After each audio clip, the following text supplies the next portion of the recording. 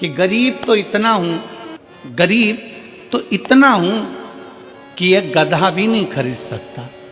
गरीब तो इतना हूं कि यह गधा भी नहीं खरीद सकता, और अमीर तो इतना हूं कि रात को शंकर के भरोसे घोड़े बेच कर सोता हूं। शंकर के भरोसे घोड़े बेच कर सोता हूं। गरीब इतना है कि गधा भी न खरीद पावे, और अमीर इतना है कि जब सोता है चैन की नींद मेरे शंकर के भरोसे होकर घोड़े बेच कर सोता है।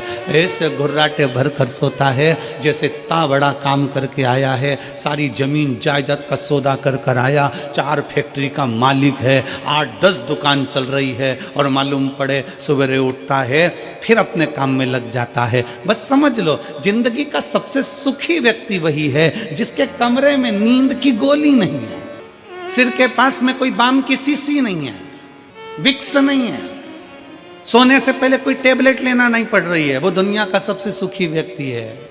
प्रथम सुख निरोगी काया, सबसे बड़ा सुख है निरोगी काया।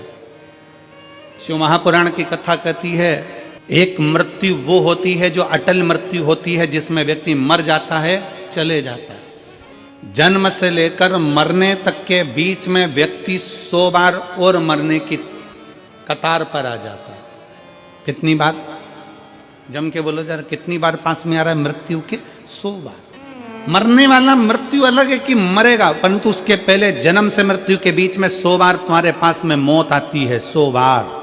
कहीं बीमार पड़ गए, एक्सीडेंट हो गया, कहीं कोई कार्य हो गया, कहीं दिमाग खराब हो गया, कहीं मानसिक टेंशन बढ़ गया, कहीं डिप्रेशन में पहुंच गए, कहीं किसी ने कुछ कह दिया, कहीं कुछ हो गया। 100 बार मौत मृत्यु तुम्हारे नजदीक में आती है।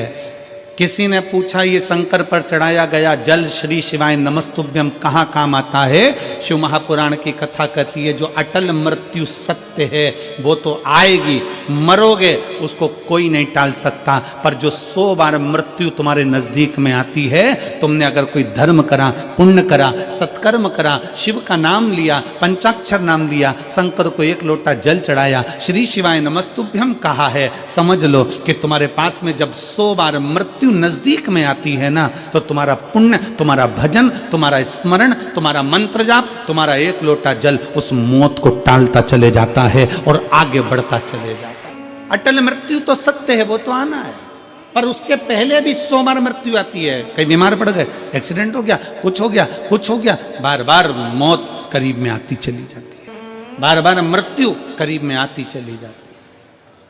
पर उस मृत्यु को तुम भगवान की भक्ति से, तुम भगवान के भजन से, तुम अपने स्मरण से टाल रहे हो, तो मंत्र जाप से उसको टाल रहे हो। एक ऊर्जा अपने भीतर उत्पन्न करिए, एक बल अपने भीतर उत्पन्न करिए।